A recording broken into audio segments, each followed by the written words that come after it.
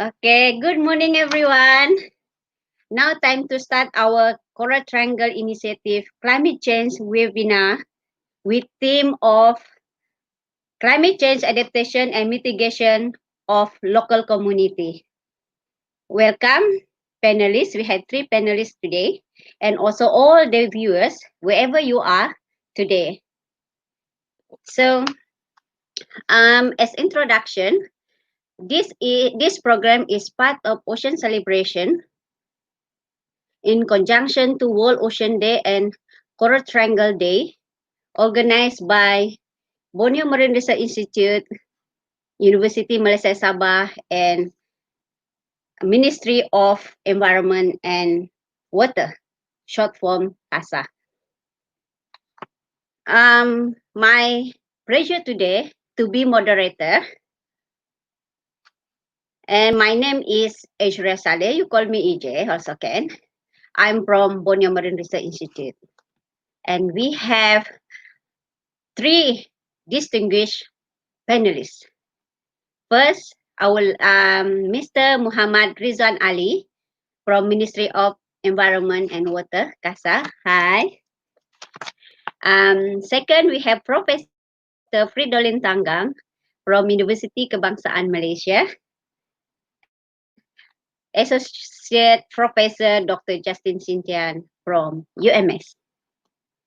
This is 2-hour webinar session, and each of the panelists will present between 15 to 25 minutes.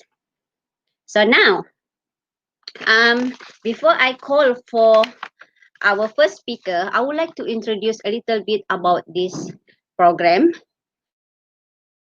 It's one of greatest threats to environment and to us human. Among the threats are prolonged heavy rain, extreme heat, and rising sea level rise.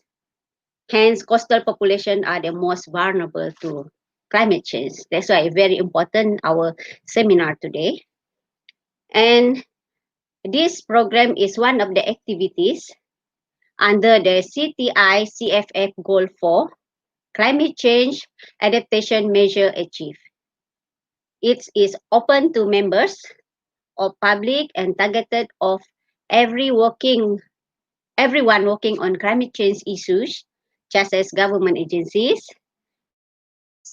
scientists, as well university students. So welcome students.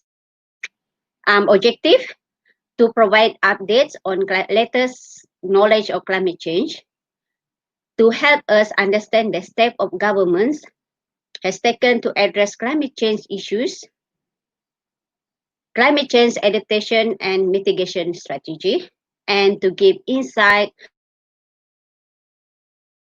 policy. And now, I would like to introduce our first speaker, Mr. Muhammad.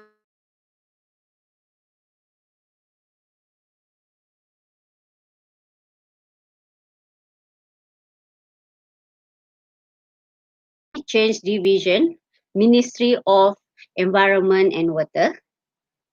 With that, he directly involves with policy coordination, policy implementation, and negotiation of climate change in United Nations Framework Convention, ASEAN climate change meetings, and other climate change related meetings and programs.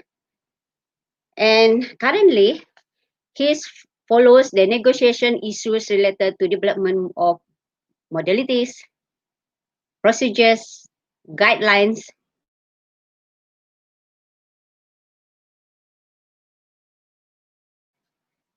and market mechanism.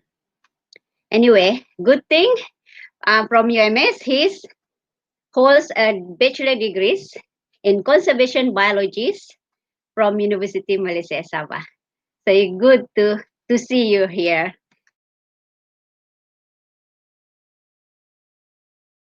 My colleague and very sorry, Muhammad Rizwan. And yes, the mic is yours now. Thank you. All right. Thank you, Associate Prof. Technologist Dr. Aishwarya Saleh for moderating the session. My name is Muhammad Rizwan bin Ali from the Climate Change Division, Ministry of Environment and Water, CASA. So this morning, I would like to share with all the participants inside this webinar. Yeah, before that, first of all, I think this webinar is organized with the collaboration as a conjunction of the CTI Day, the Coral Triangle Initiative Day, World Ocean Day, also with the collaboration between Ministry of Environment and Water, and also the University Malaysia Sabah, and also the Marine Borneo Research Institute. Yeah. So I want to share with all of you today on the climate change policy by the government of Malaysia. So now we are talking about the policy at the bigger stage at the national level, meaning that at the federal level, how the policy have been planned and how it's going to be implemented at the various level. So let me share my screen for my presentation. Share the screen.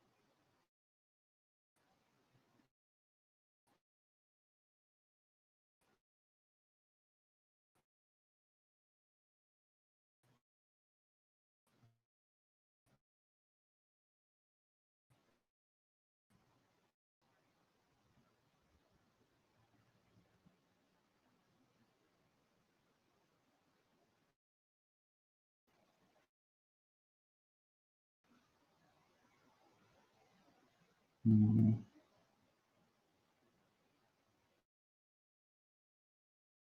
hello.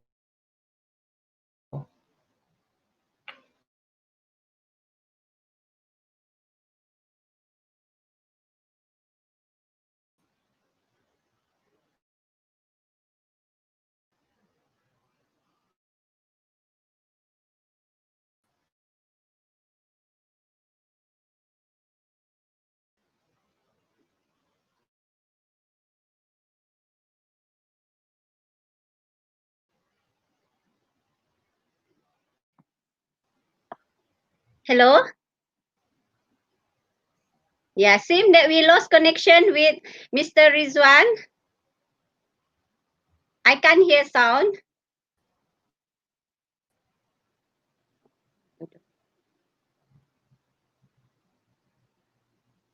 Hopefully we can get the line back soon.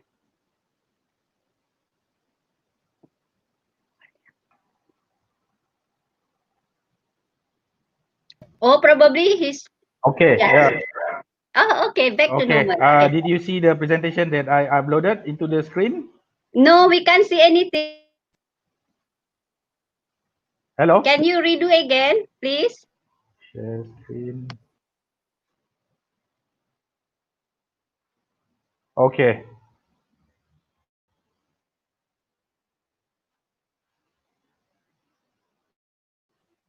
It seems that not yet Okay. showing.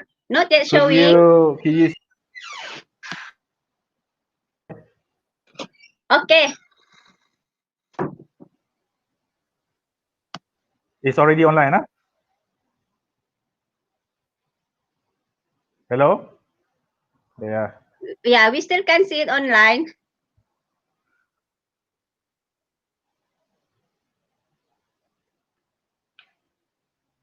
Ah, yes. Good There you morning. are. Hello? Okay, continue. Yeah. Yeah. All please. right. Okay. Could you see my presentation that I've uploaded?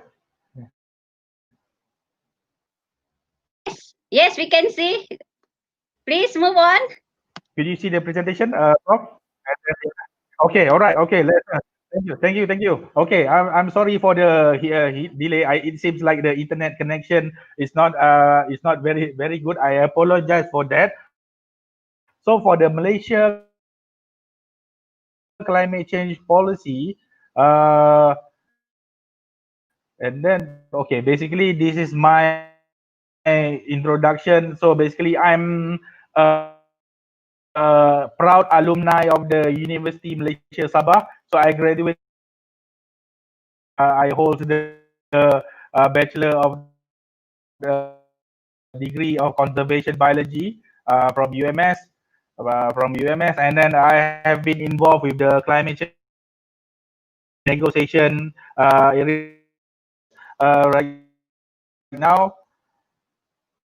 And then so the presentation outline, my presentation outline is basically will touch on the Malaysia climate change policy at the national level, and then number two will be what is the role of the Ministry of Environment and Water or KASA, Kementerian Alam Sekitar dan Air, mainly that at the national level.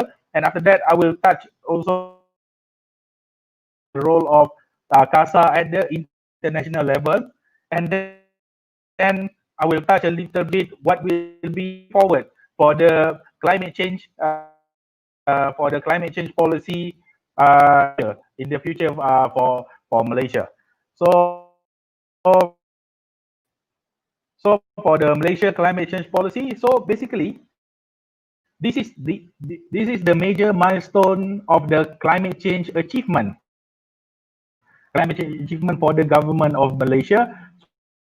So basically it's not a sweet journey, it's a rocky journey with many obstacles in front of us, but the government of Malaysia managed to overcome all these obstacles, these obstacles. So I think we begin in the 1992, where government of Malaysia participates in the IMB-UMS Summit 1992 in the Rio de Janeiro, Brazil, and after that we ratified the Climate Change Convention, the United Nations Framework Convention on Climate Change, or the UNFCCC, in 1994. And then after that, since we have ratified convention, therefore we also we also ratified the Kyoto Protocol in 2002, and also we have since then we have embarked into a journey to implement the climate change actions. So among the obligation for the government of Malaysia, obligation meaning that what our country needs to do when we already join this convention. So we need to produce a climate change report called National Communication. If you notice, in year 2000, we submit the first the initial national communication, or the NC, in year 2000. So basically, this report shows what is the effort by the government of Malaysia in in implementing climate change actions. So basically, the initial effort by the various for what they are doing, what program, what initiative that have been implemented for climate change. And then after that, if you notice, in 2009, in the UNFCCC COP15 in Copenhagen, Denmark, that this is where the negotiation for climate change agreement for the world, the global climate change agreement, fails in 2009. So the failure of this Copenhagen climate change conference has caused a split up between the developing countries and also the developed countries, negara maju and negara membangun. And after that, for developing countries are losing trust to the developed countries in terms of the climate change commitment, because developing countries, including Malaysia, we are demanding the developed countries to fulfill their obligations to climate change. Why this developed country needs to fulfill their obligation? It is because if you learn history, the industrial revolutions in the early 18 and 17 and 18th century, where these developed countries like Europe and the United States, so they have industrial revolution. They build factory, where these factory, apart from generating a big income to them, this contribute our Earth very much in terms of the greenhouse gas they emit to the atmosphere. So that is why these developed countries are deemed to be responsible for the climate change events that we are facing today. So that is basically how we relate history of the emissions caused by human.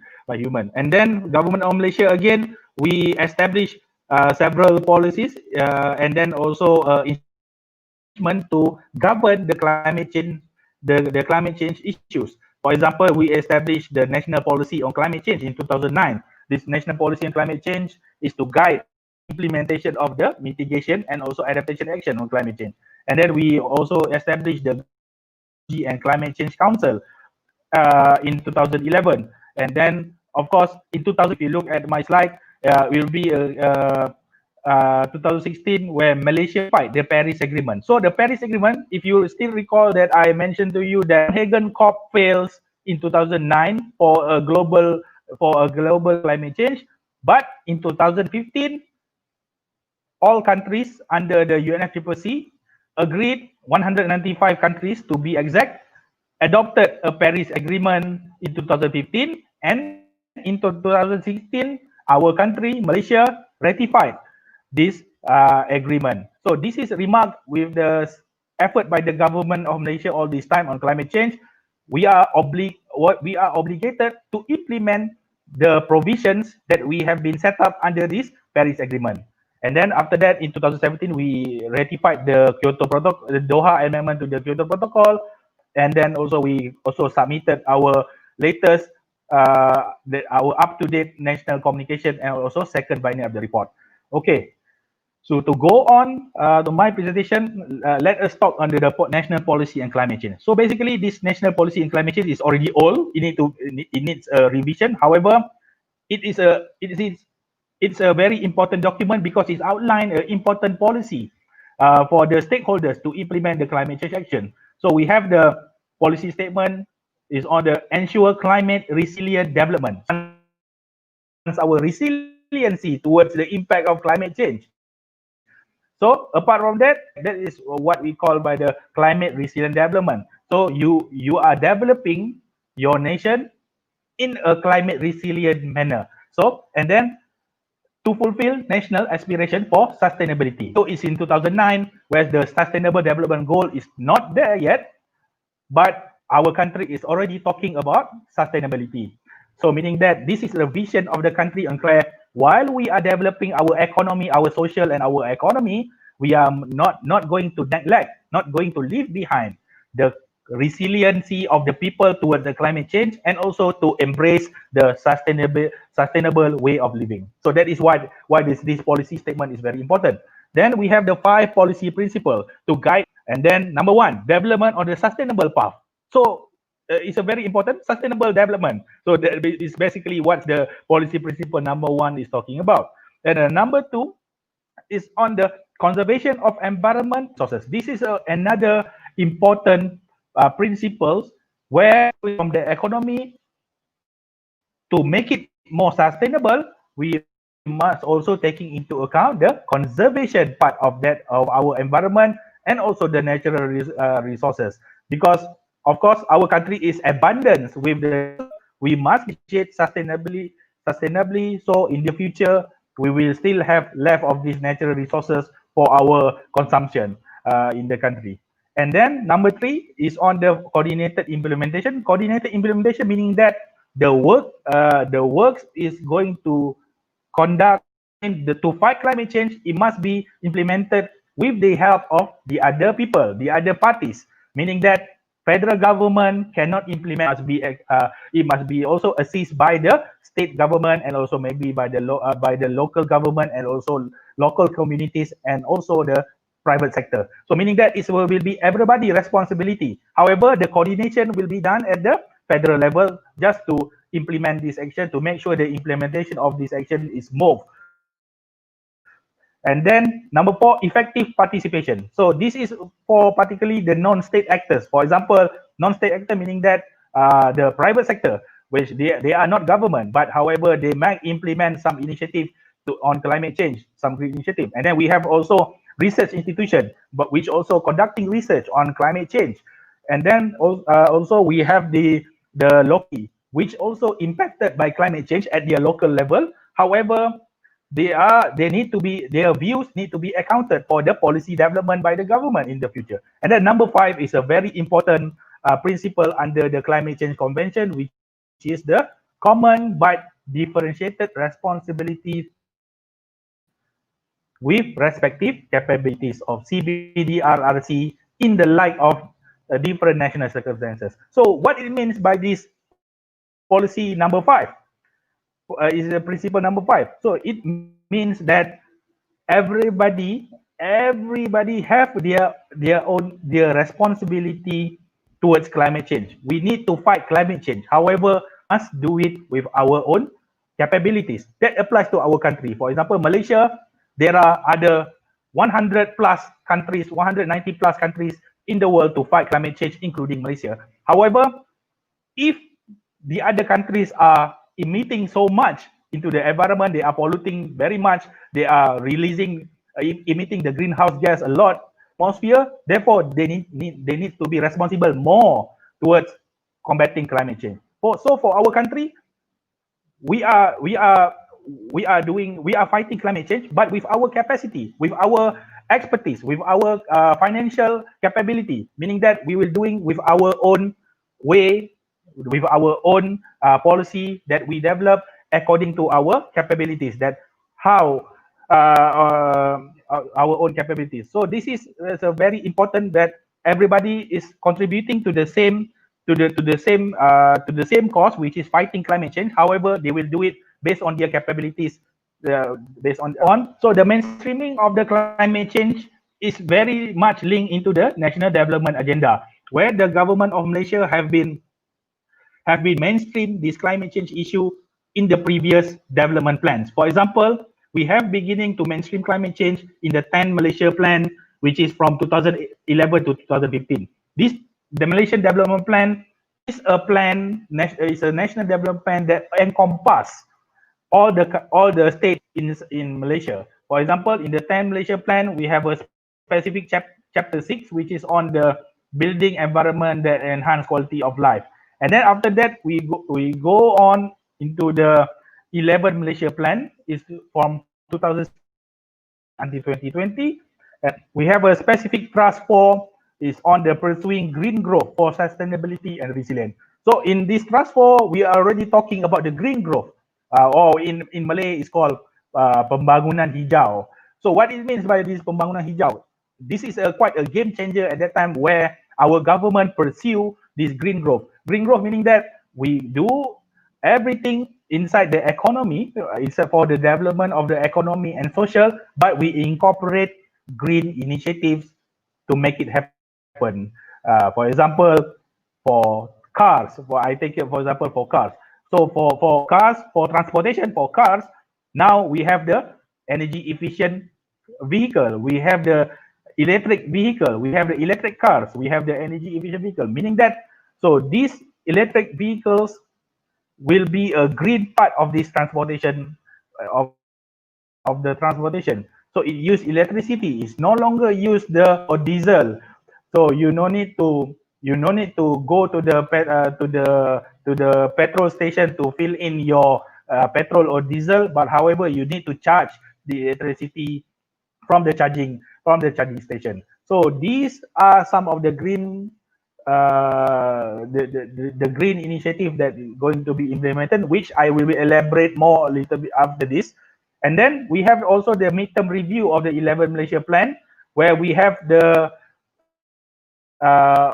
pillar number 5, which is to intensify efforts to reduce the greenhouse gas emission from the sectors, and then also to enhance again the resilience against climate change impact and natural disasters. So this is quite a new thing also, because in pillar number 5 we are going to intensify our effort to reduce the GHG emission, and then plus we are taking into account the how to enhance our resilience against climate change by integrating the adaptation and the natural disasters. So if you are noticed under the 11 Malaysia plan, there are also the establishment of the natural national uh, uh, the National Disaster Management, Management Department, which is now we call it NADMA.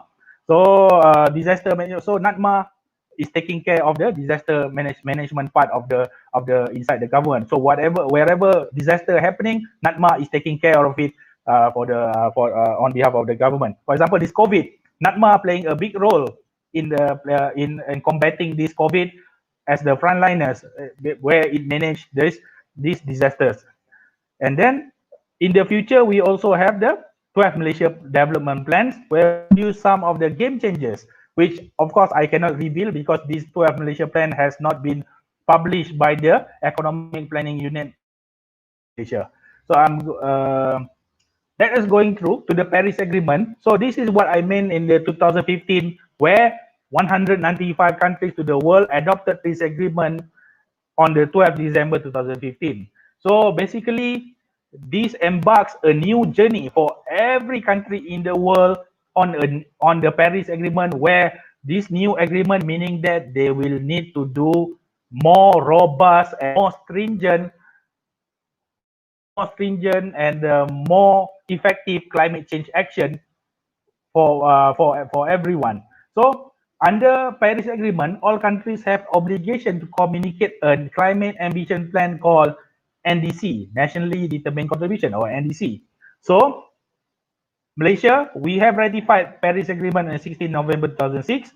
We also have communicated our first NDC on the 16 November 2016. So meaning that with this NDC communicated to the UNFCCC, meaning that the government of Malaysia is ready to implement whatever the provisions under the Paris Agreement in terms of doing more ambitious climate change action and to report more transparent and more reliable information on the climate change actions that happening within the country.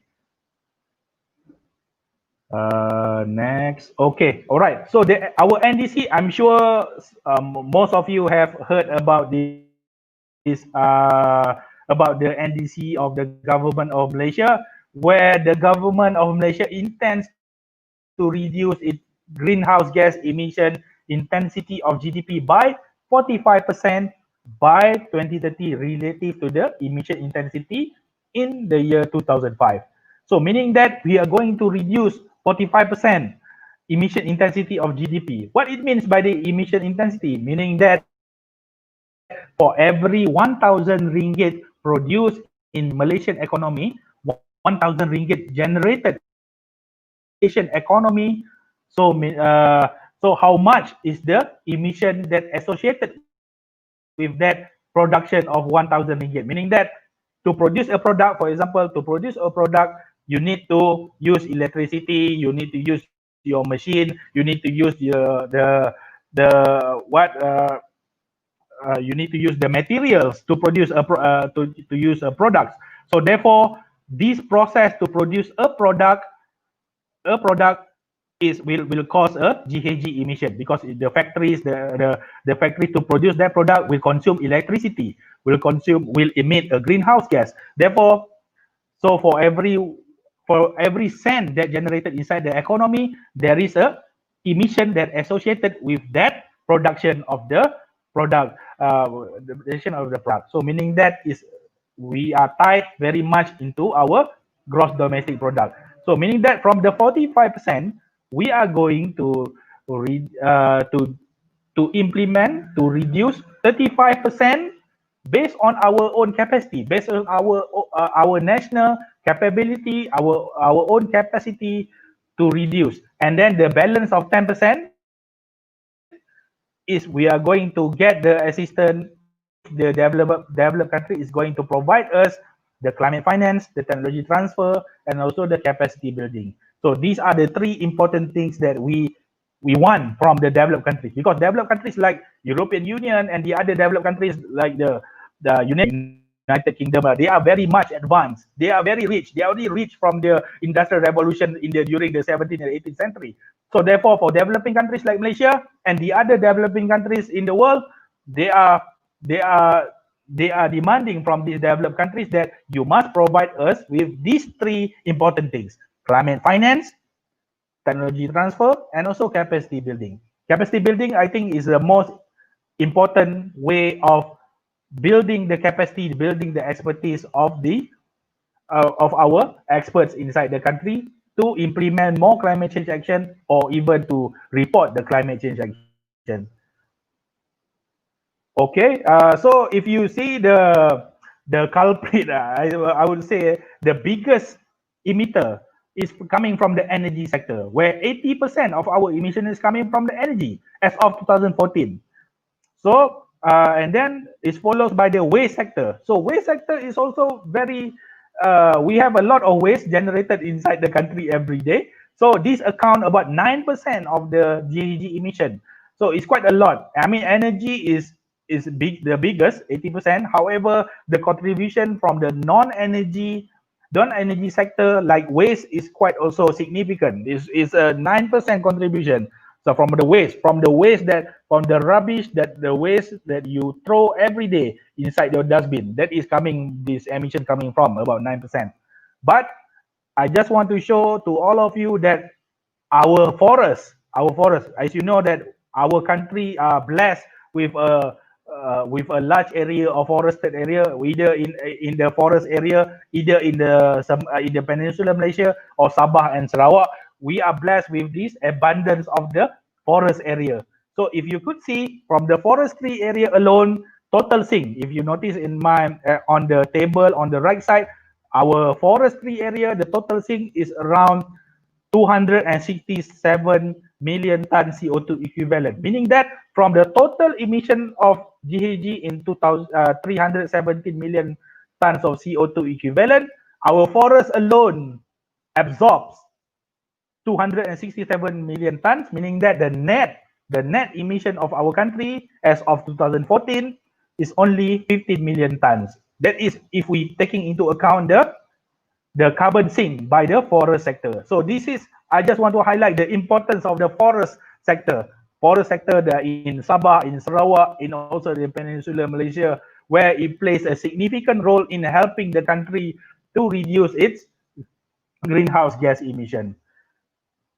Okay, mitigation and adaptation actions. So the government have been implemented various mitigation actions by developing several policies and also implementing several initiatives. For example, so the sectors for the mitigation action uh, is on the energy sector. We have also on the transport sector, on the land use change and forestry, the Lulu CF sector, agriculture sector, and waste. So these are the interventions implemented by the government. For example, for energy, we have the renewable energy as the fuel. Renewable energy meaning that all the solar panels that being implemented, solar panel project that being implemented by the government.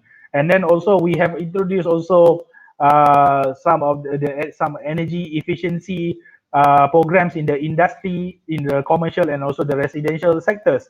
And then for the transport, if you notice at the big city like Kuala Lumpur, etc., they have the rail-based transportation where we have the MRT, we have the LRT, and then we have the everything related to transport.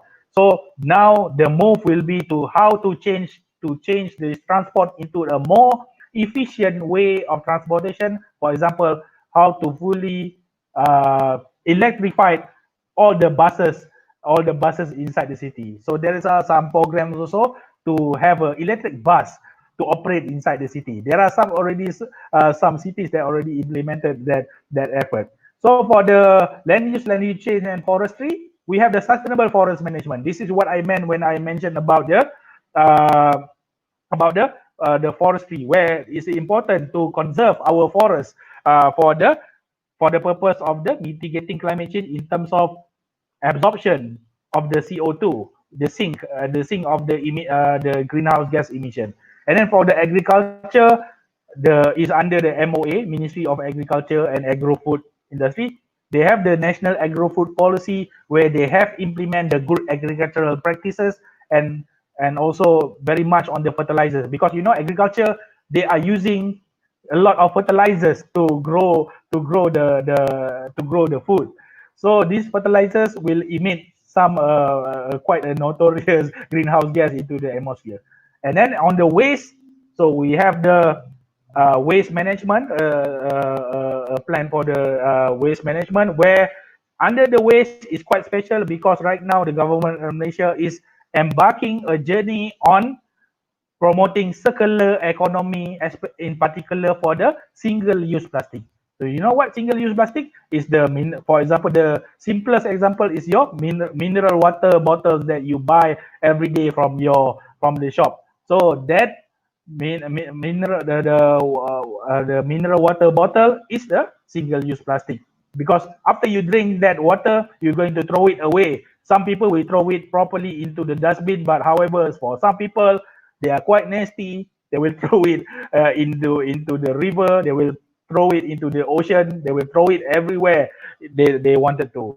So this is some of the efforts that government is implement to tackle these issues.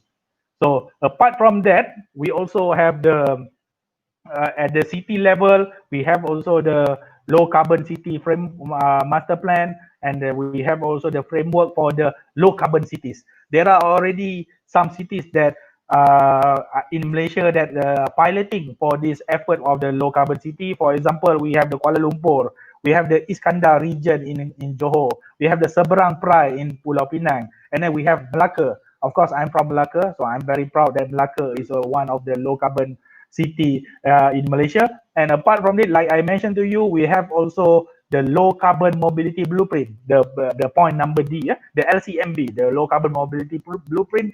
This one is to transform the transportation sector into the low carbon by implementing various initiatives under this blueprint.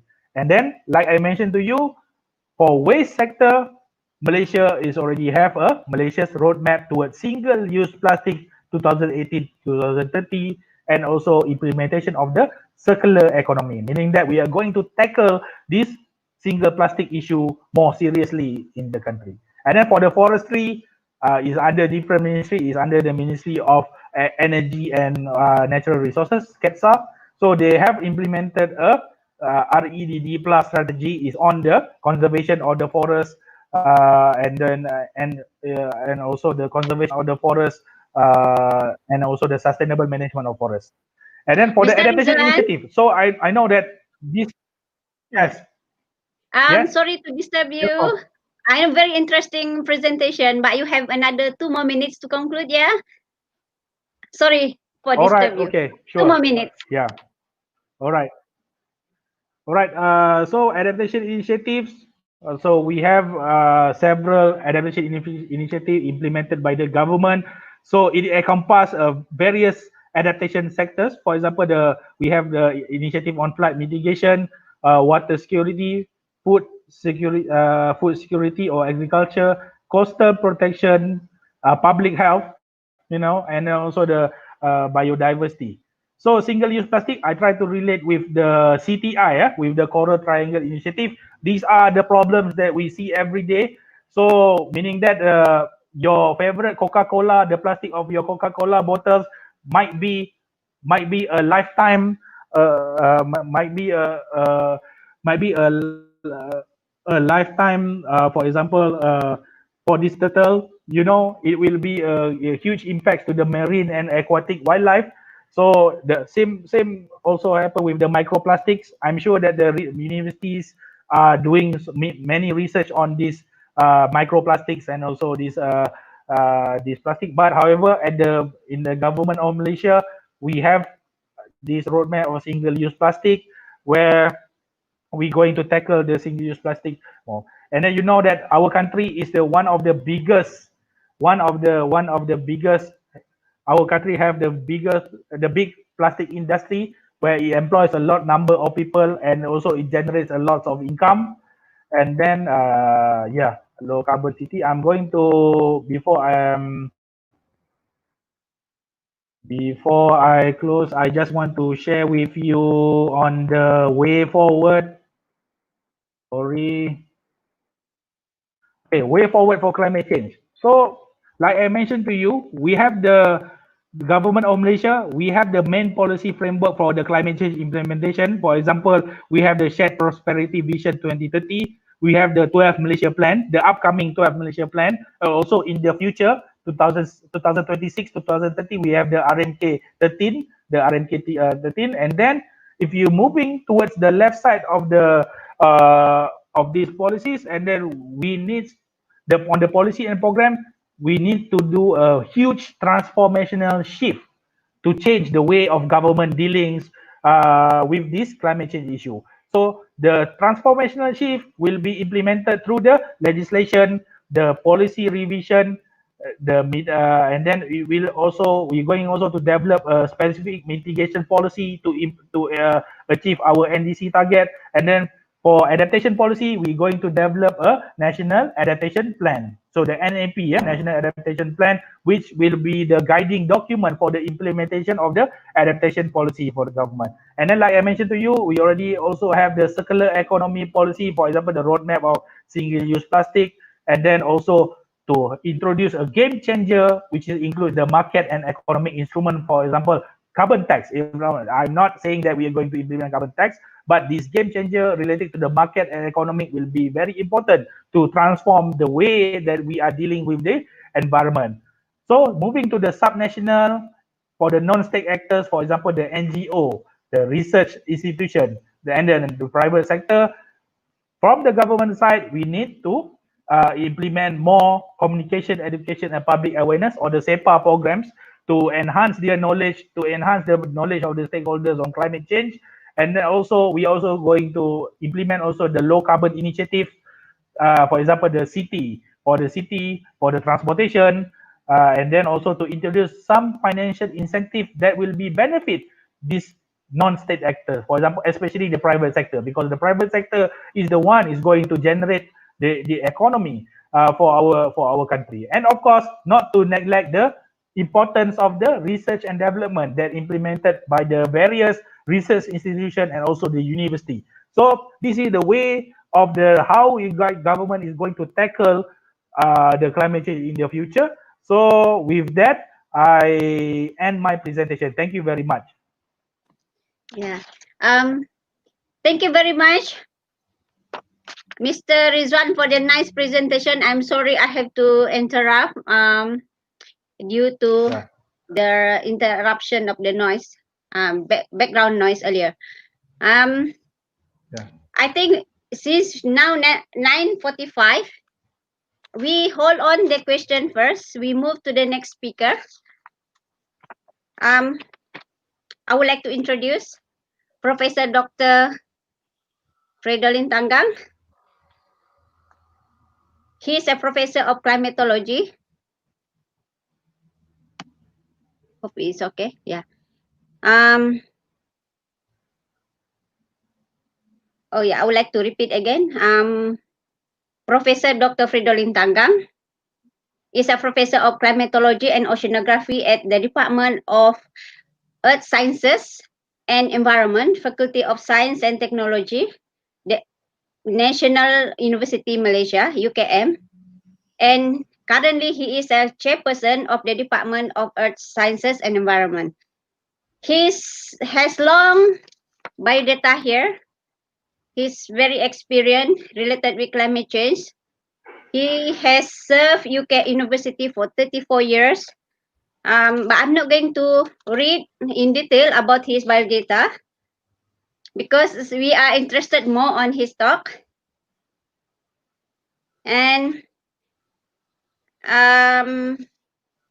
probably I would request that all to reduce the noise, background noise, we will switch off stop the camera and mute, and the mic, and let Professor Dr. Fridolin present his talk. Yeah. So, Prof. Fred, are you okay? Are you Yeah. are you online? Yes, I'm Yeah. online. Let me share my screen here.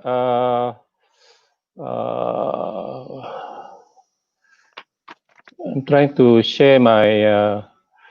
I think I share the entire screen. Mm-hmm. Yeah. Uh, For can you Mr. see? Yeah. No. Can you see my presentation?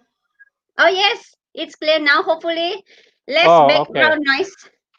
Okay. Okay, So can I start, AJ? please, Prof. Yeah, okay, thank you. Hello, everyone. Thanks for having me here in this rather unusual way of doing things. So it's good to hear previous speaker, Mr. Rizwan, to talk about a policy. It seems like the government has done quite a lot of things already. But policy need to be based on robust scientific evidence, and I'm glad that the Malaysian government is not only focusing on the mitigation aspect of it, but moving toward adaptation. But specifically, adaptation must be based on robust information at the local level. We're talking about how to adapt to the future climate. So we need to have robust scientific understanding of future climate, not just at the regional level, but importantly at the local level, because adaptation basically take place at the local level. Uh, so here I'm going to share, some future climate change evidence in Southeast Asia, but also we're talking about in Malaysia, and perhaps a little bit on Sabah. Uh, uh, so the talk is a little bit technical, but please bear with me. So let me start with the global scale first. This is basically the global average temperature since pre-industrial period. As you can see that the temperature increase has been going on for many decades, and now we are in the 2020, and the years that we have here can be one of the warmest on record. But certainly if you're talking about decade, the decade that we have now, basically one of the warmest since pre-industrial. This is basically driven by the greenhouse gases. If you look at spatially, for example, January this year, the northern part of the globe, over the Russian region, in the Antarctic, in the Arctic region, the temperature has been increasing, 4 to 5 degrees, although globally it's only about more than 1.1 degrees Celsius.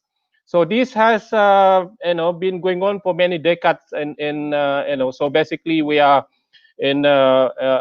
on track for more higher warming in the near future. Basically, the biggest question, of course, where do we go from here? And this question has been asked, in the last few decades, and this is why we do have the so-called Intergovernmental Panel on Climate Change, which I was part of it in the fifth assessment cycle as a vice chair of our working group one. And this panel has been producing this report, and currently, of course, they're working on the sixth assessment report. I'm also involved on this. And in the last assessment report, which was released in 2013, this is a key finding here. It says that human influence on the climate system is clear. The more we disrupt our climate, the more we risk severe, pervasive, and irreversible impact. Despite that, of course, we do have means to limit climate change and build a more prosperous and sustainable future.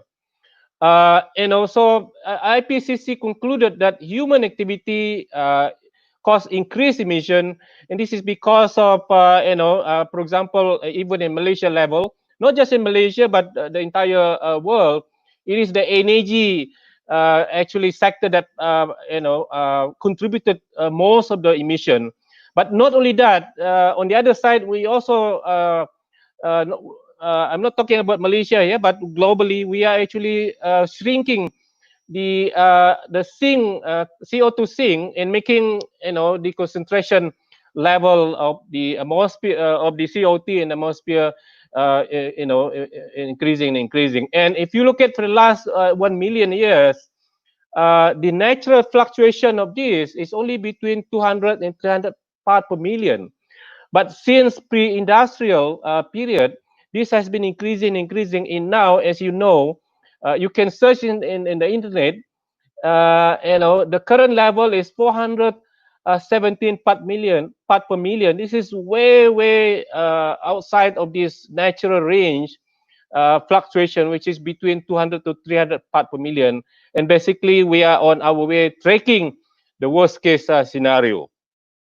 So if we are not doing something to mitigate this, basically we will end up into this line here, which is in a worst case scenario by the end of the century here. The level could be more than double what we have currently, could be more than 1,000 part per million. And the modeling in terms of climate here, the temperature will be between 4 to 5 degree Celsius on average. Of course, this is outside of human experience. A lot of destruction will occur. But what we want basically to reduce it to 2 degree, and this is one of the aim of a Paris Agreement. But as I will tell you later, the likelihood to achieve this perhaps very minimal. Most likely will be end up like 3 to 3.5 degree by the end of the century. But even then, this is far ahead what we have now, and some kind of adaptation measures need to be implemented at the local and government level. So this is what we have in terms of modeling. Worst case scenario, the average of temperature, as you can see here, 4.5 degree, but over the Arctic as well as Antarctica here, more than the average. And it's not just the warming; these were melting the ice in these Arctic and Antarctic. And of course, associated with that, we have a problem with the sea level rise. This is the world that we want to go, a 2 degree warming, which is about less than a degree from now. But to go here will requires tremendous of changes that we need to make in terms of how we do things, especially in terms of reducing our carbon emission, basically. It's not just temperature. The rainfall pattern will be changing. Some becoming more drier, some becoming more wet, and of course, they will bring disasters. And again, the sea level here, by the end of the century, as I mentioned earlier, it could be more than 1 meter sea level rise. And being a maritime country like us, this will be a much problem in terms of coastline and perhaps submerging some of the fertile land agriculture, and this has implication in terms of food security, not in just our country, but country like Vietnam, Cambodia, and Laos will also be affected, basically. So, Mr. Rizwan mentioned about Paris Agreement. This is our hope. What the aim is to cap global warming 2 degree, bringing the world by the end of the century with a temperature increase of less than 2 degree, and also aiming to work hard to achieve 1.5 degree. But I'm not trying to it's really nice on paper here, but in reality, to achieve this is very difficult. and this has been documented in another IPCC report on 1.5 degree. And I cannot dwell too much detail here, but this report outline in terms of how difficult to achieve this 1.5 as well as 2 degree. And there has been research showed that the likelihood of achieving 1.5 degree is only 1%, and 2 degree is 2%.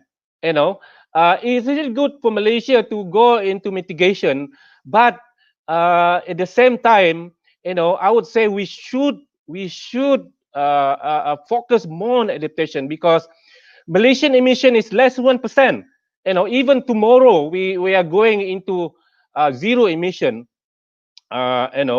uh, you know, we cannot fix the climate system by one country alone. It has to be globally global involvement, especially bigger countries like China and US and European Unions and so on. But the story. And this is not a easy issue. So while it's still very important for us to be part of this Paris Agreement. But at the same time, adaptation strategy, we must scrap it. We must use robust science in coming up with this adaptation strategy at the local level, so that we can minimize, so that we can build up resilient development moving forward into the future. So, I was talking about information. The local level is important. uh, Climate change information in the future period is provided by so-called global climate model. But global climate model basically operates a very coarse resolution, 100 to 300 kilometer. It doesn't see local features. So we need to downscale this. We need to refine this information using a technique so-called regional climate downscaling. And this is what have been done on the global and regional platform. We call this Codex, which is part of the World Climate Research Program under World Meteorological Organization. So I run this project Codex Southeast Asia, involving like 20 over institution, 14 countries. This is what I want to share. Some of the scientific finding that I in this talk. So in terms of temperature, more or less the same, but slightly lower than global average. By the end of the century, worst case scenario, Southeast Asia, will be 4 to 5 degree warmer than pre-industrial. If we go by middle scenario, perhaps this is around 2 to 3 degree, warmer than today. Uh, you know, so if we look at Sabah and Sarawak, almost the same. Temperature increase basically more or less uniform throughout the region. What is not uniform is rainfall. Is a bit tricky, more interesting for people like me to research on. So we have just published a paper on this month, early last month basically. We use a number of models. And this cannot be implemented by one group. This is why we have so many groups, and this is reflected by a number of authors here. From countries in South Asia to European countries, Australia, China, even Russia. We have here. So I just point out here that in terms of changes in rainfall during December, January, February, tend to increase rainfall. Over the mainland Southeast Asia, as you can see with the green here, with increase between 20 to 15 to 20%. So increase 20 to 20% in terms of mean rainfall would have implication on various sectors. During GGA here, June, July, August, the most prominent signal here will be drying, not just Malaysia, but especially over Indonesia. Okay, between 15 to perhaps over 20% of decrease in rainfall. So this is indicator of drought over Indonesia is perhaps increasing in the future, basically. But those are actually mean rainfall. What is more interesting, looking at the extreme, we published another paper this last month also on extreme. we look at the frequency of heavy rainfall. As you can see that the frequency of heavy rainfall, if you look at Sabah, Malaysia, Sabah here, this is increasing. This is about 20 to 30% here. The frequency of heavy rainfall. So I would like to connect this, the flooding that you had in Sabah very recently. You know, so although I might not be able to finger this specifically whether this is a threat of climate change, but perhaps evidence is there. If you look at the intensity of extreme rainfall, this is also increasing here. Look at Sabah, Sarawak here, increasing with the green here, but perhaps between 20 to 30%. So now this is from the observation. If you look at the cycle, this is Kota Kinabalu, yeah. This is data from a station for more than 30 years. If you look at by June, July, amount of rainfall, the black curve here increasing. So so every year, June, July, August, you have plenty of rainfall as compared to January, February. So no surprise that recent flood perhaps So this is also indicated by this R95, which is the indices for extreme. So also increasing during this period. But this is now. This is in the past. In the future, you have intensities increasing during this period. The frequency is increasing, the intensity is increasing. So using this evidence alone, we can perhaps simply conclude that the risk for more flooding, more extreme in the future in Sabah, especially during June, July, August, increases in the future period, basically. But not just increased rainfall, increased frequency, increased intensity, but we do have increase of dryness as well. Not just in Indonesia, but also in Malaysia, and also in Sabah and Sarawak. It can be indicated here. So this is what we call it CDD. CDD basically indicator of dryness. You can call this indicator of drought also, especially during June, July, August here. Indonesia all red here.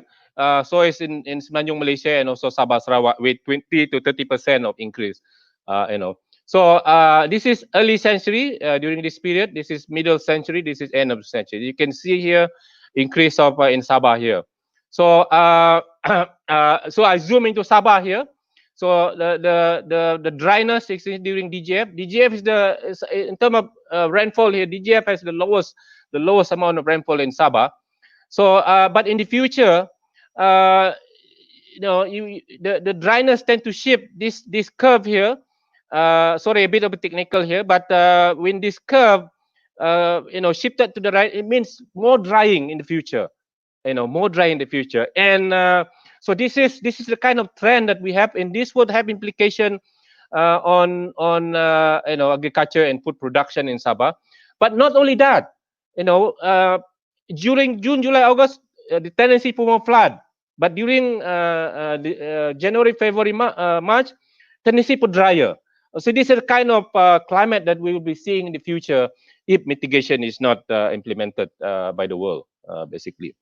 But not just Sabah, but if you look at Sumatra here in Kalimantan, the shift is even to the right, So, if you look at the El Nino, extreme El Nino 97 and 2005, this will become a norm. The kind of dryness that we see during El Nino become norm in the future, So, what I'm saying is that, in the future, you don't have to wait for El Nino to occur to have this kind of drought. It's going to be every year because of climate change. But if you have El Nino, perhaps you get the worst scenario. So I mentioned El Nino. We have done quite a lot El Nino. El Nino is not climate change; it's part of climate variability, driven by natural fluctuation in the climate system. Even without increased emission, we still have this. But our experience tells us that we will suffer also because of this. Not just in Sumatra, not just in Kalimantan, but the dryness in Sabah also bring tremendous impact in Malaysia, especially in areas where we have pit soil, where can easily get burned. Our research shows that the climate variability or rainfall variability over Southeast Asia is primarily driven by El Nino, basically. So we have done quite a lot of work here. Perhaps not go into detail here, but let me show you this slide here. So this triangular with the color orange here indicate that pointing upward. This means the CDD, the dryness increases during El Nino over Indonesia, during DGA, during SON, but some changes occurs during DGF and also MAM. But if I add, we have done for Malaysia, so we add for Malaysia here. Look at, I point your attention to this December, January, February. So while Indonesia, changes the rainfall changes during DGF during El Nino, which is wetter over Kalimantan here, northern Sumatra, but Sabah, Sarawak, the northern of Sarawak and North Sabah, still, as you can see here, very dry, basically. And because of the dryness over, June, July, August, of course, you have these forest fires and haze that affecting Semenanjung, Malaysia, Singapore, Brunei, including Sabah. But during DJF, this is interesting. During DJF, for example, last El Nino 2015-2016, this is condition during February 2016.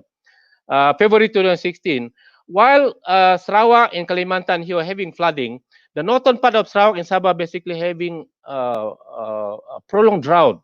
I had a chance to go into the interior part, Ternam, Long Pasir, and so on. They suffer very much, basically. And this is because of the El Nino pattern. But in the future, El Nino will still be there. But with the climate change together with El Nino, things will become worse for us. This is my warning as a climatologist. We need to take serious of this. We need to incorporate this into adaptation policy, basically.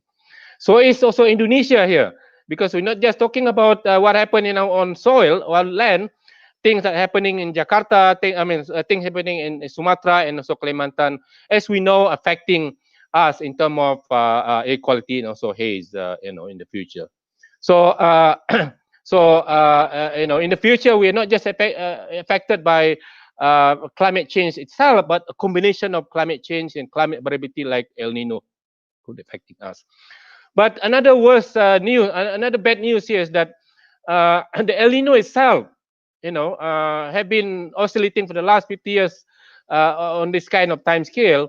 The extreme El Nino like this, 2015, 16, 97, 98, oscillate like once in 10 years. But in the future, because of climate change, it will be twice more frequent.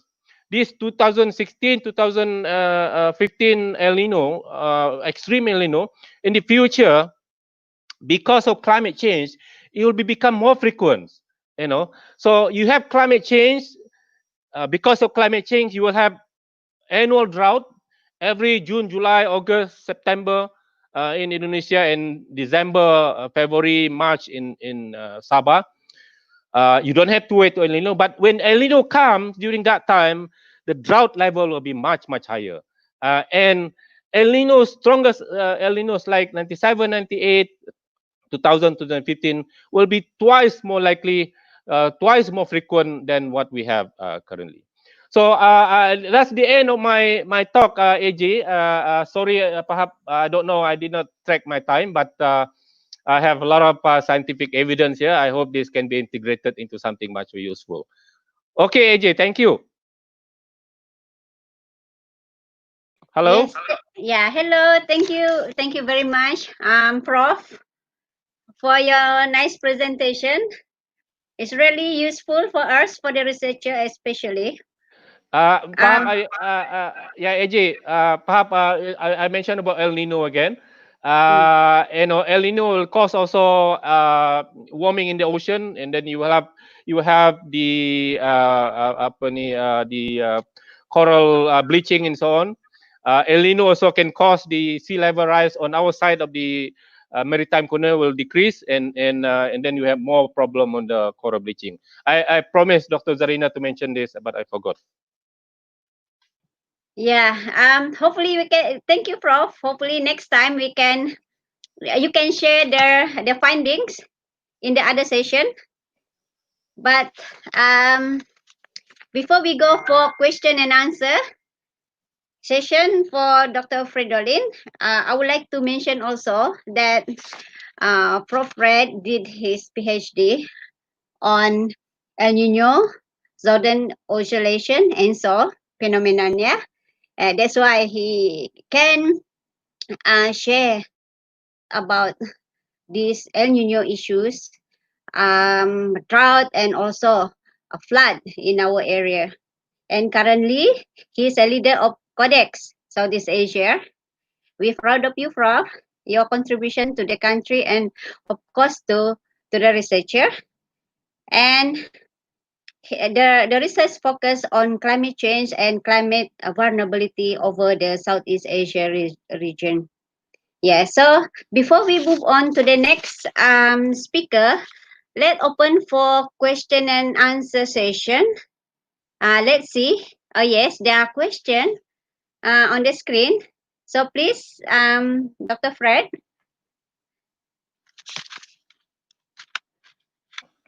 I Yeah. think this is more directed toward to Mr. Rizwan. Oh, okay. Actually, oh yeah, sorry. Both of this first speaker and the second speaker, Mr. Rizwan and also Prof. Fred, can answer because both of your talk are interrelated. So earlier, can we move back to the first question from Miss Janet? Thank you for the question. Yes, talking about adaptation and mitigation action plan, Mr. Rizwan. Okay. Yeah, yeah. Thank you for the question from the viewers of the FV Live. Ms. Janet Haman. It's on the adaptation and mitigation action plan cost money. Yeah, actually, so I just want to clarify, MESTEC is no longer existed since we have a new government where the new ministries have been set up by the government. So therefore, MESTEC has become MOSTI again, has become Ministry of Science and Technology and Innovation, and the environment and climate change part has moved to CASA, which is the Ministry of Environment and Water currently. So because I agree with you that the adaptation and mitigation action cost a lot of money. So mitigation action, I think is the most costly, but is important as well. So what the government is doing is to combine the mitigation efforts with this our pursue for the green growth, meaning that by combining these mitigation actions, we are also taking care of the other sustainability issues as well. For example, we implement the low carbon city just to tackle the city, because the 90% of the emissions in Malaysia is coming from the city. But however, from the city and also from the energy part, where we utilize a lot of energy. So therefore, the mitigation actions will be implemented in tandem with the other low carbon initiatives. So we have the energy efficiency program. We have introduced the renewable energy schemes, but also we have need to be implemented to make it to partner it with the other low carbon initiative. For example, the low carbon city framework, the green building, the green transportation measures, and etc. So this is how. And then for the adaptation actions, of course, we are dealing with the climate change impacts and also the climate change vulnerabilities for so long already, meaning that the government of Malaysia have been dealing with the floods, with the floods issue, floods issue especially, and also at the agriculture sector, they are facing dry spells and also the flooding issues that will destroy whatever they are planting. For example, the paddy and also the other crops. So the adaptation issues for the government of Malaysia will be much centered on the reducing this vulnerability for this sector, for especially for the flooding. And then we have also actions on the infrastructure, where if you can see the very important infrastructure For example, the power plants to generate electricity, our roads, our building, for example, schools, the hospitals, are located along the coastline, because many cities is already located along the coastline. For example, Kota Kinabalu itself is a city along the coastline of Sabah, and same also with the city of the Tawau and also the Sandakan. So and also we have also climate change adaptation measures also on the public health, where we have conducted research on the how we are going to curb these health issues, climate-related health issue, from the dengue, malaria, the waterborne diseases. So this might directly or indirectly related to climate change, like Prof. Fredoli mentioned. However, these are essential for us to taking care of it, because it will solve a lot of the other direct or indirect issues arising from this issue. And then I agree with you from that part, that all these is costly for the government. The government needs to come up with a lots of funds, lots of money to implement all these actions. However, in terms of grants, I think grants in terms of the, yes, grants to the national development agencies, they are not grants, we are acquiring the funds to implement this climate action from our national development plans, which through the RMK, the 11 Malaysia plan. And then in the future we will have the 12 Malaysia plan. So this is much associated with our national development plan. So this is where this money coming from. Under MOSTI, I'm sure there will be some grants on the R&D, but I'm not sure whether is there any grants on the research on the adaptation or mitigation, etc. But I'm sure for the universities, they already required their research grant from the Ministry of the Higher Education, and maybe also some international funding as well. So this is how I respond to your question. Thank you. AG, can I respond a bit? Maybe in 1 minute or Yes, so. please, Prof. Yeah, as you can see, perhaps the world is in perhaps in self-destruct mode unless things how we do things we change, and this is why we need mitigation. This is why we need adaptation at the local scale. And as I mentioned in my talk, that adaptation requires robust scientific evidence, and this has to base on research. And why adaptation is important? We need to develop. No matter what, we need to develop. This is part of how we move forward. But development must be climate resilient. Perhaps in the future, in the past, we don't really focus that much here. We don't integrate information that climate is going to be changing in the future. So, but future development, future resilient development must take into account this. Otherwise, you will perhaps endanger putting or increase the risk of impact. A simple example would be if you develop something in the city, for example, if you don't take into account about extreme rainfall that going to be increasing in the future, easily you can get flood, basically in the big city. So climate information in a particular locality need to be integrated into this kind of climate resilient planning for the purpose of increasing resilience, for the purpose of reducing vulnerability, for the purpose of reducing exposure to the impact of climate change. This requires research and it needs money. So but I would say, although research is there, money is there, but I think this is one area that perhaps government need to pay attention in the near future. Thank you, AG. Yes, thank you, Prof. Thank you, Mr. Rizwan, for answering the question. Okay. Now 10:20. I would like to apologize again. We keep on and off our camera and also speaker. to reduce disturbance and improve their connection, yeah. And probably let's take one more question. I saw just now posted on the screen before we move on to the next speaker. Yes, this is this one for who? Why is it? This is related with adaptation. Prof. Fred, you want to answer? Okay, AJ, but part of this, I think I have already answered. Question was how far are we doing so far in terms of adaptation in Malaysia? I think as Mr.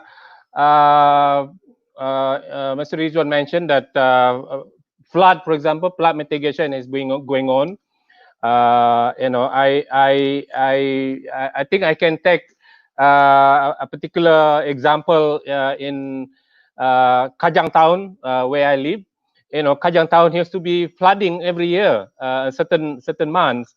But now, because of they build this flood mitigation that cut through the city, we don't have this kind of flood anymore. Used to be, you have to be very careful when you park into one of the shopping mall.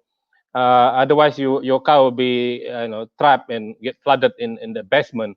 But you don't have that problem anymore. This is one example where flood mitigation that can alleviate that kind of problem. But at the same time, when you build up something, when you develop something, if that development does not take into account, because when you develop something, the lifespan of that development perhaps will, that structure, whatever, could be like 50 100 years. So if you don't integrate that kind of information into the development, it's sometime in the future, that kind of structure, that kind of development, perhaps become a problem that create enhance or multiply risk in terms of how do you going to be affected by the extreme. So this is one example, a simple example that can be understood. There are many other examples. There are many other sectors that can be perhaps the same analogy. But flood can be one of it, basically. So my short answer, AJ. Okay, Prof. Thank you very much. Thank you, Admin, for your question. So, okay, let's move on to our next speaker, our third panelist, Associate Professor Dr. Justin Sintian. Hi, Dr. Justin. Thank you for being with us. Dr. Justin is an atmospheric scientist and currently heading the Climate Change Research Group at Faculty of Science and Natural Resources, University Malaysia Sabah. And he's also fellow with the Center of Disaster Study and Water Research Unit. He's actively involved with EIA work, environmental auditing, environmental management plan, and he also head of the formulation of Sabah State environmental policy, particularly on air quality and climate change. And he will share with us his finding, especially in Marudu Bay. So, Dr. Justin, the mic is yours. Thank you, AJ. Can you see the slide? Yes, we can see clearly.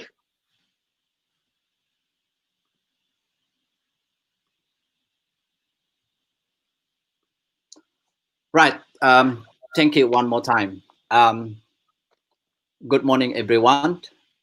It is interesting to listen to the how the government involved in deep policy on climate change and some research on the regional climate change scenario for Southeast Asia and zoom into at least a few regions like Sabah and Sarawak.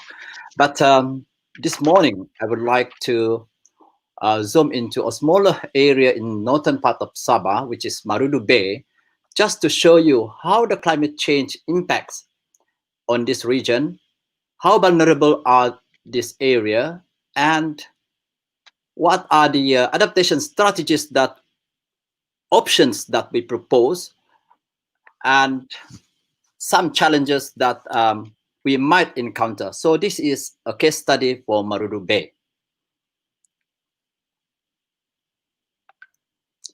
And this is the Marudu Bay. For those who are not so familiar, it's in the northern tips of Borneo and part of the Coral Triangle. And it is part of the largest marine park in Malaysia, which is Tun Mustafa Marine Park.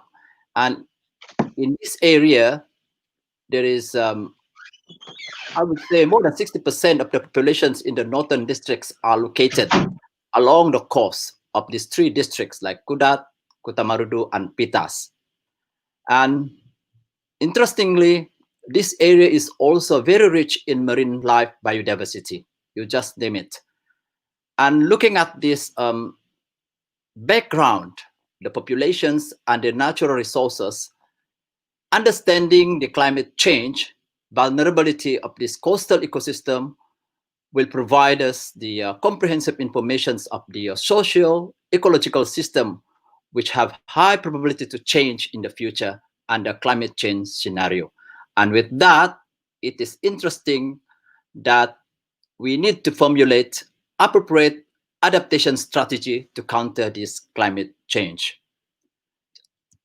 A quick overview of the area. If you're looking at the along the coastal area, there's a lot of villages or settlements. That means populations are in Kudat in here, Kota Marudu here, and Pitas in here, and there is a huge mangrove in here.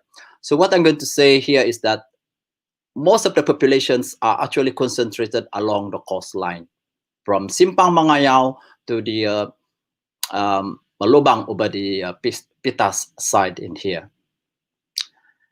And looking at the marine and coastal life, you can see that this Tun Mustafa Park is very rich in biodiversity from various life under the sea.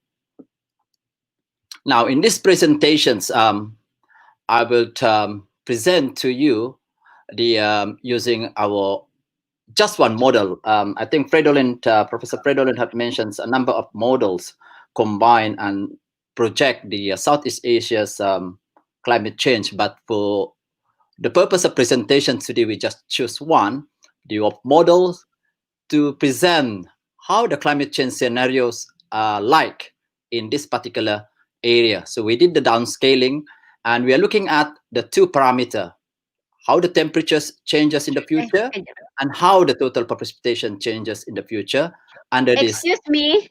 Yes. Excuse me, Dr. Justin. Are you presenting? Yes. Are you? Can you see? Seems that your slide is still the same. Really? Yeah. Okay. Only showing Marudu Bay at the moment. I think there's a leg and things. Okay, let me.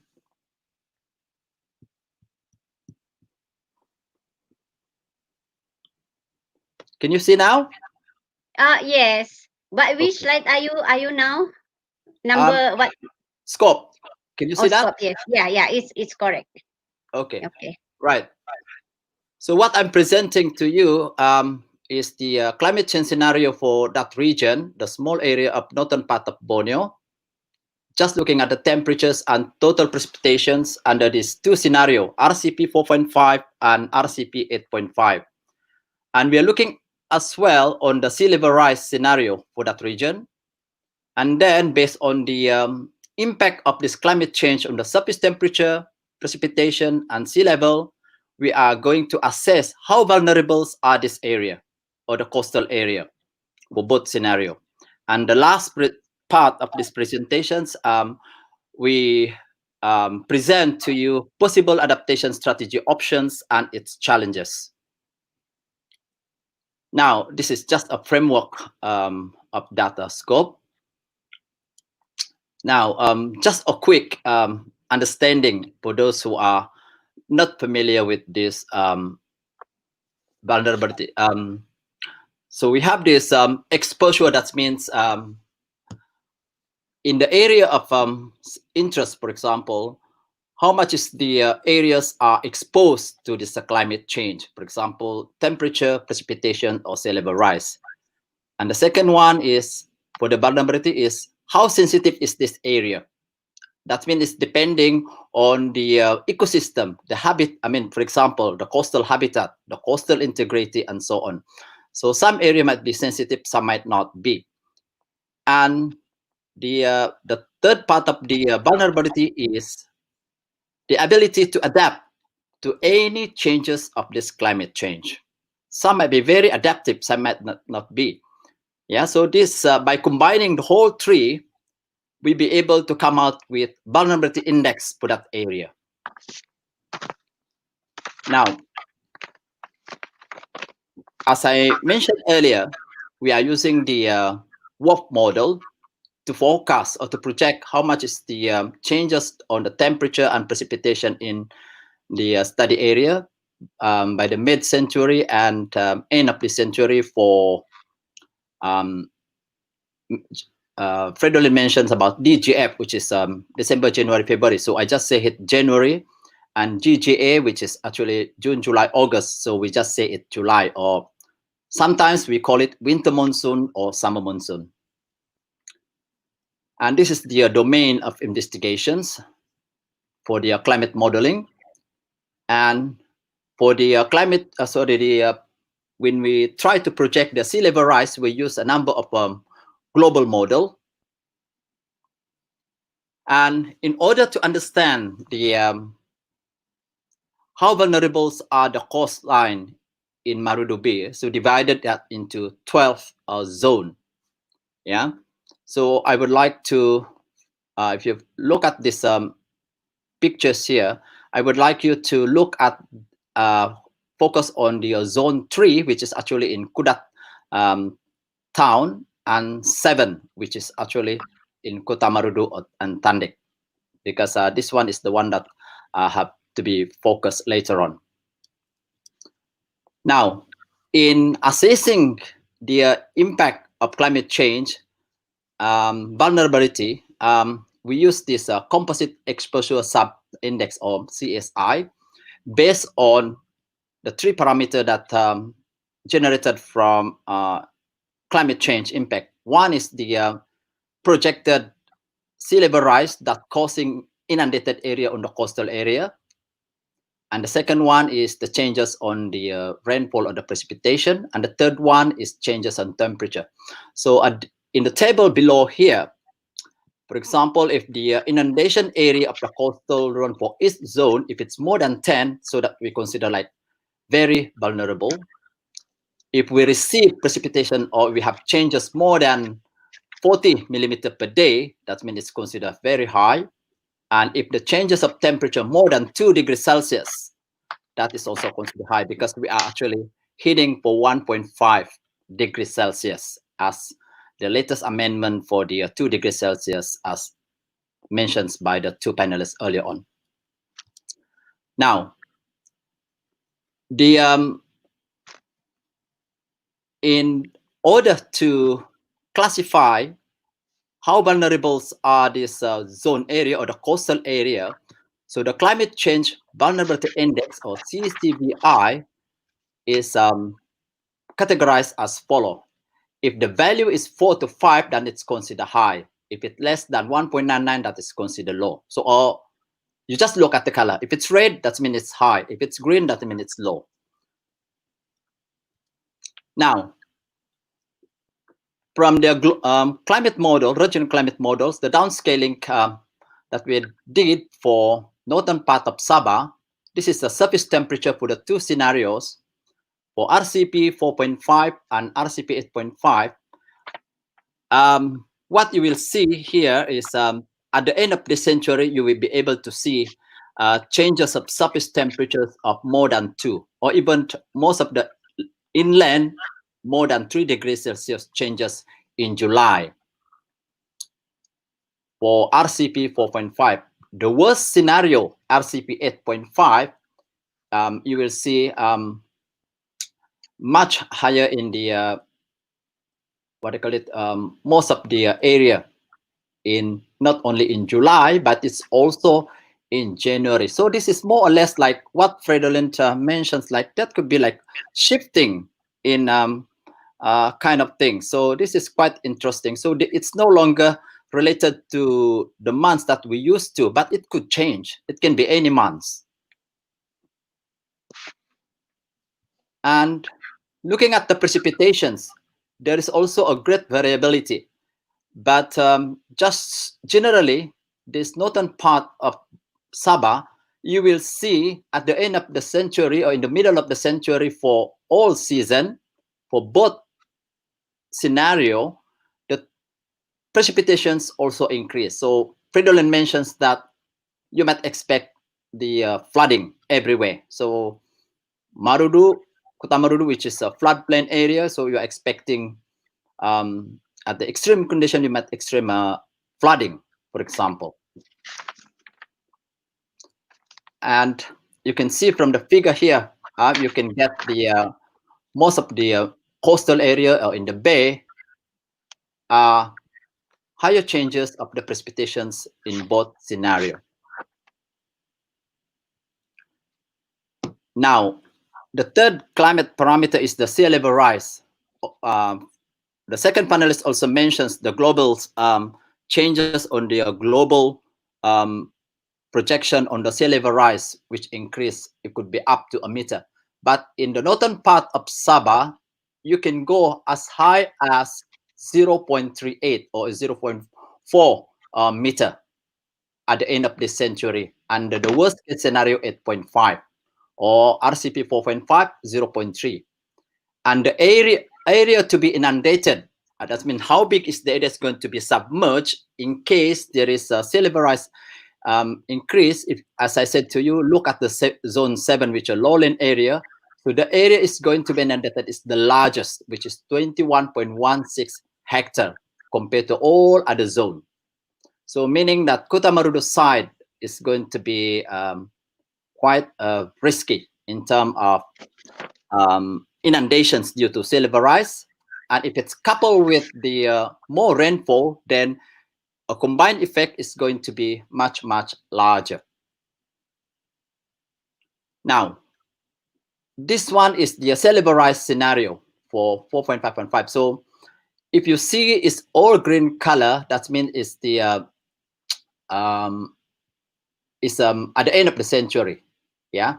So you will see that most of the green color are located in zone 7 that I just showing in here, or along the river system or along the coast. Yeah. And most of the height is about 0.3 meter. And based on the calculated vulnerability index for both scenario, just looking at the box one, and the red color is showing you the high index, which means very vulnerable. So if you look at the zone 7 on your right side, 2050 and 2100 at the end of the century, you will see the climate change vulnerability index is more than 4. That's indicating that these zone 7s are very vulnerable to climate change under RCP 8.5. And in the northern part, somewhere near Kudat, you can see zone 3. It's also vulnerable at the end of the century under RCP 8.5, especially in July or summer monsoon. So the red color indicated in this table here is showing you the very vulnerable to climate change in combination with the temperature, precipitation, and sea level rise. All the others are considered moderate.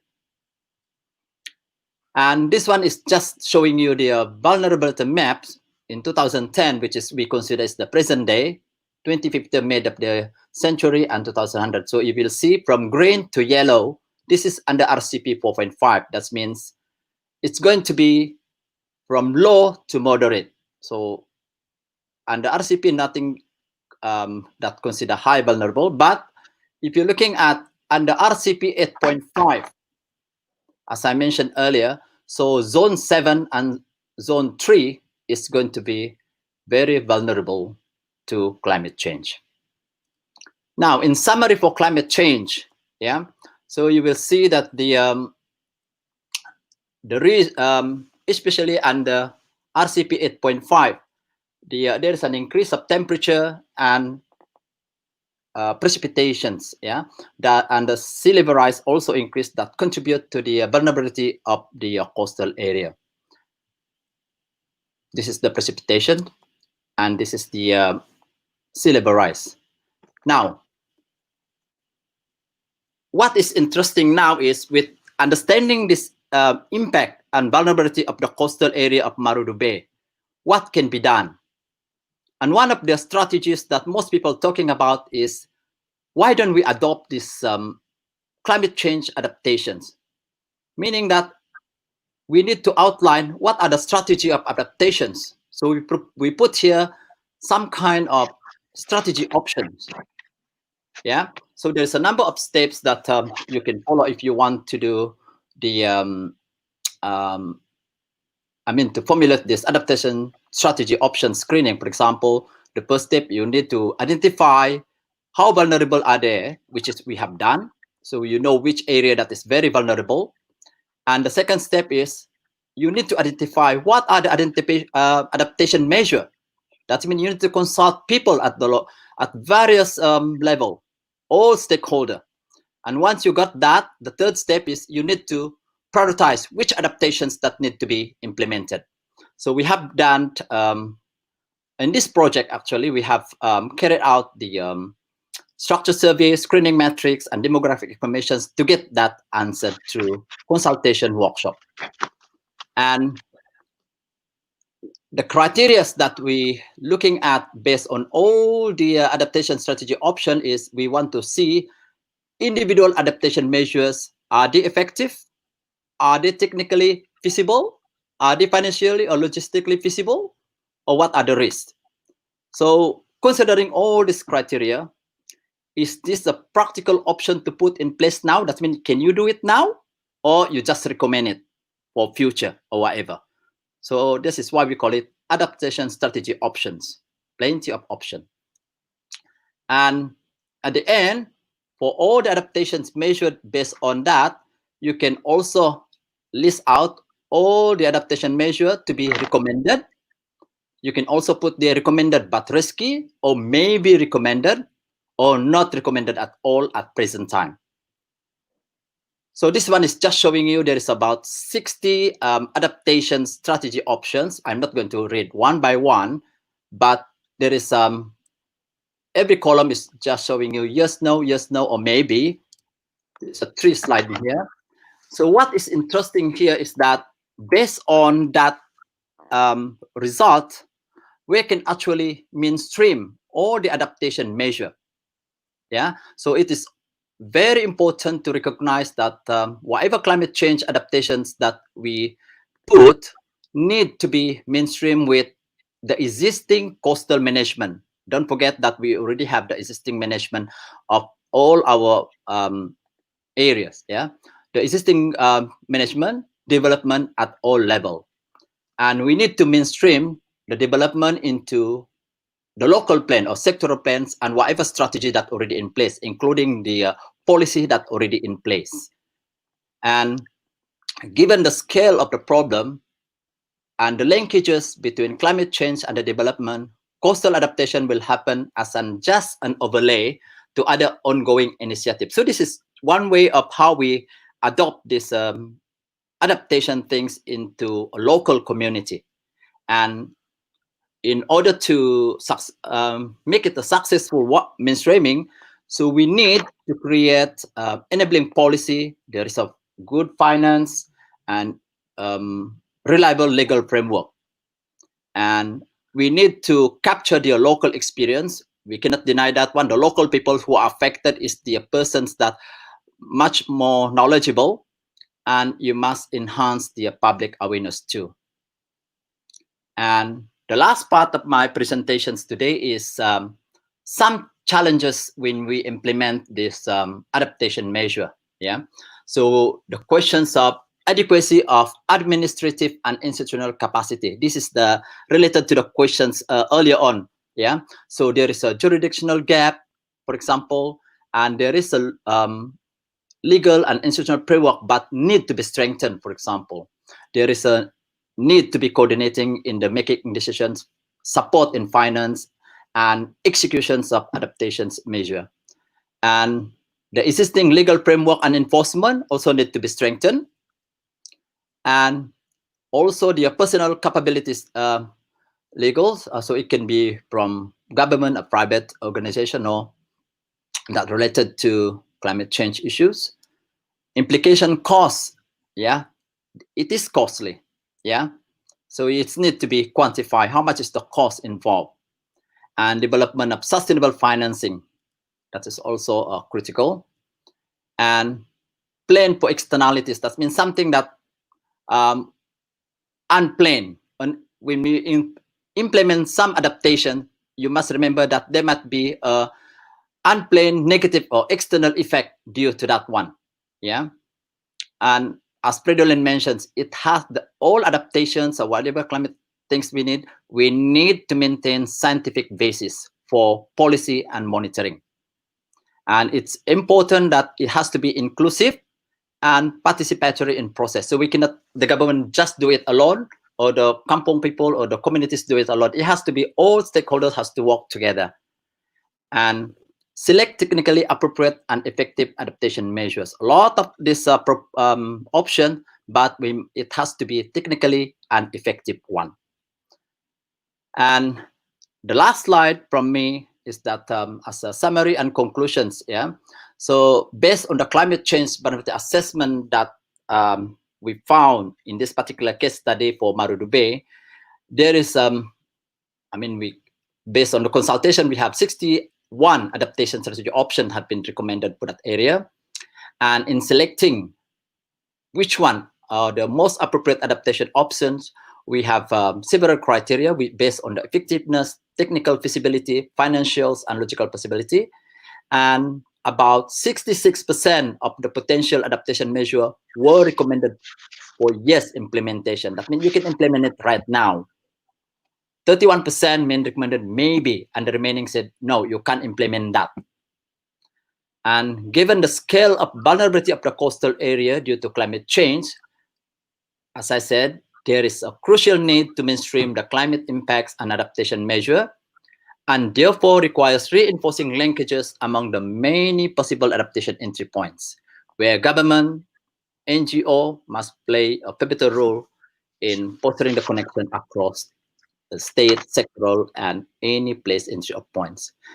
So implementation of the adaptation measure is certainly come along with challenges that require positive responses and commitment from all stakeholders. And I think, AJ, this is just my presentation. Consider a case study for Marudu Bay, which is open for any questions or discussion of thought. Thank you very much. Yeah, thank you, Associate Prof. Dr. Justin. Very interesting and comprehensive study, especially for Marudu Bay. As we know, Marudu Bay is located in the northern part of Borneo Island and part of Tun Mustafa Parks. Yes, so we open for question and answer session for Dr. Justin. Yes, we have a question from Mr. Gavin. And it's written on the screen.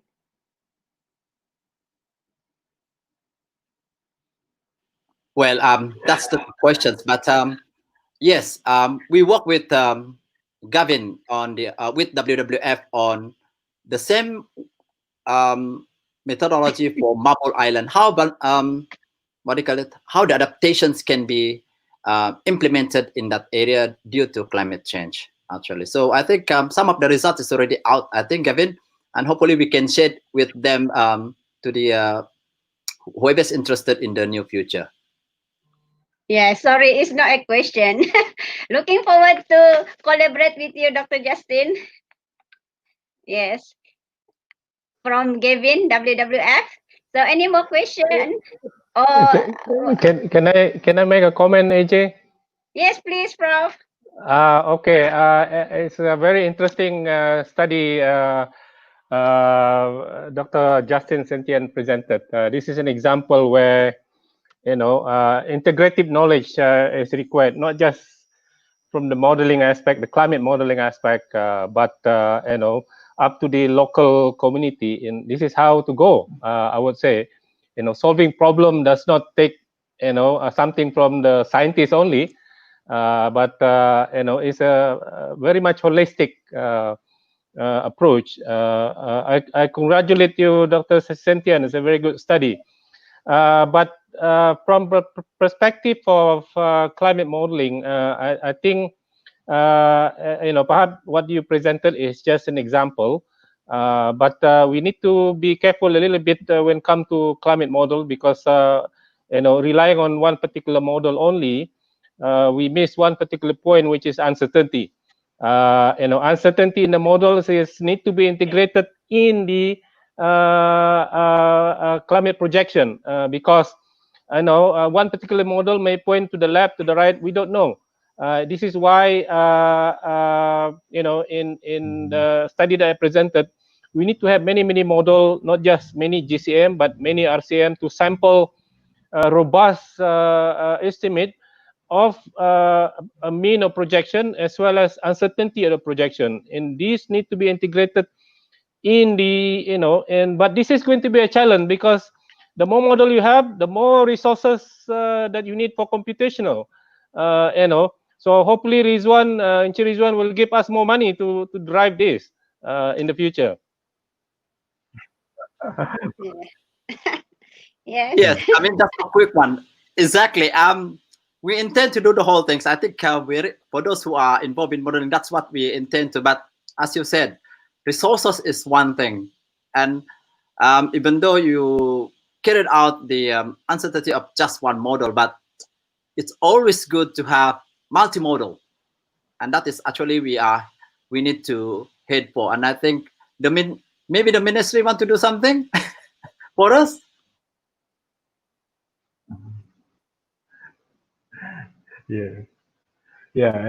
Actually, so we have the ocean unit under the ministry right now, because previously under the MESTEC setting, we have that under the MOSTI and MESTEC setting, we have the oceanographic sometime oceanographic department to responsible for this ocean and also the marine issue, where CTI also is under this unit, but it has been dissolved right now, leaving only a small unit responsible for the marine for the marine issues and also the ocean issues. But I do agree with you. The government and then all the other stakeholders need to play their role from the government part, maybe from the planning and the policy policy making, policy development, and also the development of the action plans. But however, the idea on how we are going to implement the action plan will be coming from the stakeholder. The important stakeholder will be from the people like you, the researchers,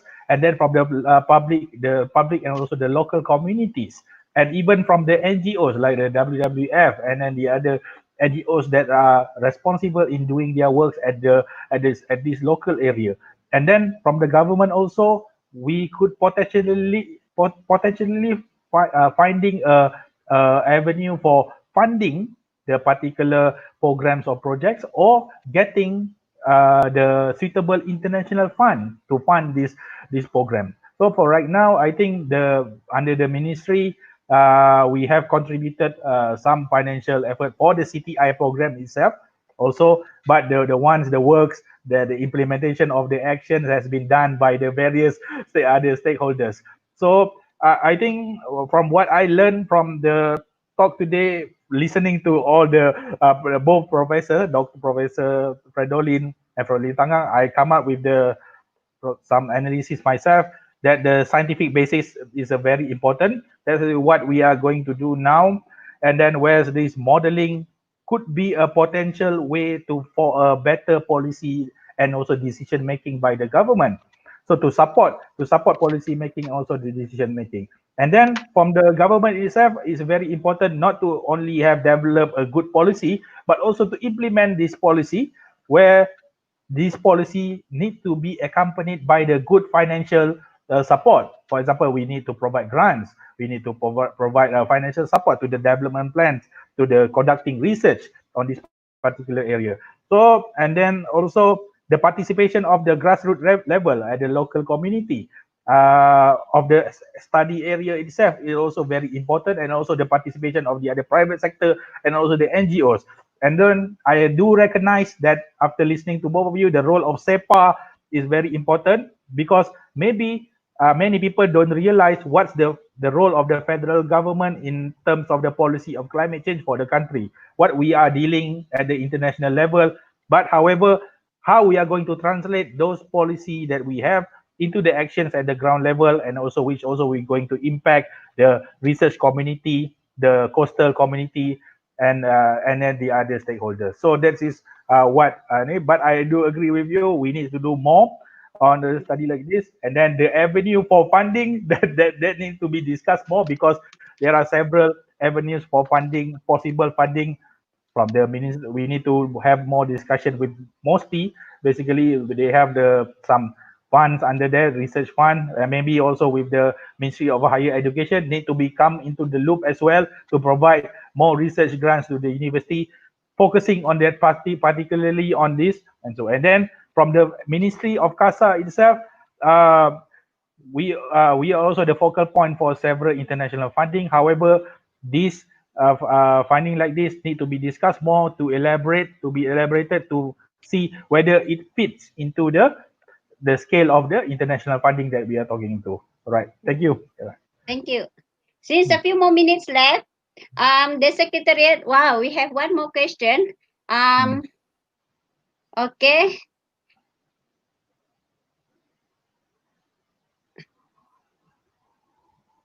Oh yeah, just thank you. Thank you. We wish to panelists, especially Dr. Justin.